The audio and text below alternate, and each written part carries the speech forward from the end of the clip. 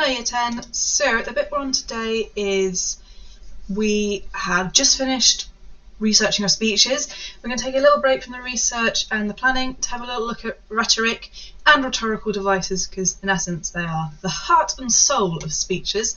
They're the persuasive magic that goes in to put your point across. So what we're doing now, I've had a little look at A Forest in some of your Thursday E&I sessions. I'm just having a little recap because there are in fact rhetorical and persuasive devices. So just put definitions in there, just a bit of a recap. Then we're going to have a little look at which devices these speakers are using. So these are part of the Speak Out Challenge. They're people as your age giving quite exemplary speeches, apart from the last one, which is Obama. He is an incredible speaker. The way he poises and pauses its sentences and the device he uses is very subtle but incredibly effective. He's very powerful with that. Now we're having a look at logos, pathos and ethos. They're key components of effective rhetoric. If you're like, ma'am, what is rhetoric? Don't worry, you're going to cover it a little bit down here. The devices you look at are part of ethos and sometimes pathos. Logos is more statistics and facts and figures, which can also be used to manipulate and persuade. So just have a look at those, and then we're going to delve deeper into that and have a look at some of rhetoric devices, rhetorical devices. If you're really interested in this, please do look into the history of rhetoric. Started with the Greeks, and then really took off with Cicero in ancient Rome. The way he wrote a whole reams and reams about how to hold your hands when you speak and how to project, and actually it's made him such a powerful lawyer and then politician. Was the king of rhetoric, Cicero. So if you're into that, please look up. There's some amazing videos on YouTube about it to delve into that. But I digress from the lesson. So then we're looking at some more rhetorical devices.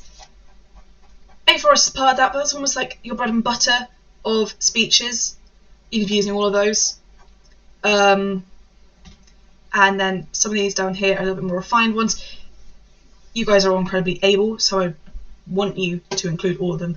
When it comes to planning, I'll mention this again next lesson, but it's a good idea to plan which devices you're going to use where to make sure that you're covering them. That's how I do when I write. I want to use X amount of devices, and I just say simile here, metaphor here, etc., etc. Then we're having a look at some incredibly powerful speeches to deepen our understanding of pathos, logos, and ethos. First one's Charlie Chaplin. It's from a film called The Great Dictator, so it is a fictional speech. However, I find it incredibly powerful because it's almost like at the end of the movie, Chaplin breaks character and gives us his own social message across, and it's as relevant today as it was in 1940, besides maybe less radio and more internet. But what I want you to do is find a quote example of pathos, logos and ethos for it. I have attached transcriptions of the 3 speeches here in your handouts, so you might want to have those up whilst you're watching them to help you track what they're saying instead of having to type it all out from listening. You can copy and paste a quote in. If you finish that and you're feeling particularly adventurous, name some of the devices they're using.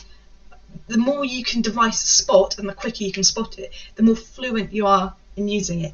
And this doesn't just cater itself to particularly the speeches, but same with literature. The quicker you can spot those devices when you're analysing things, the quicker you can write about them in more depth, and then the quicker you can replicate them, because in language paper 1, which we haven't covered yet, you will have a creative writing section, and examiners do look for those devices. So when I'm marking these, I will have a section of great vocabulary, great language devices, and then overall persuasiveness. And as you're giving the speeches, I tend to write down which devices you've used.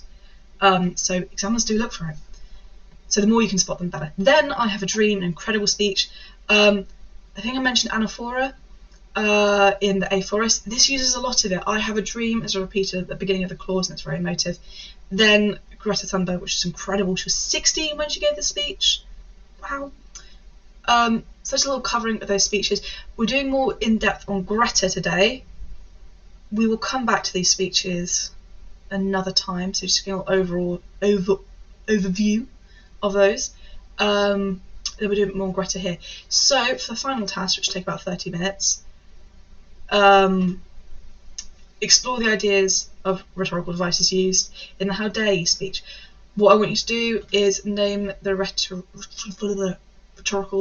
device here, and then put a quote, and then explain it. So it's a rhetorical question, how dare you, and I've put quite a bit of explanation of how it could affect the audience.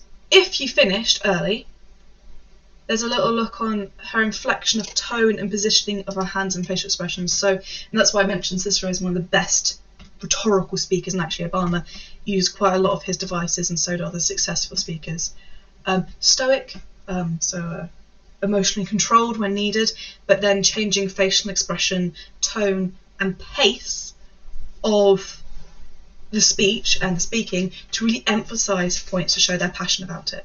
So that's what we're having a little look today, and you'll come back to your research for the next lesson when you start planning your speech, and you'll want to be adding these devices in, because that's what makes you really convincing. I hope that makes sense.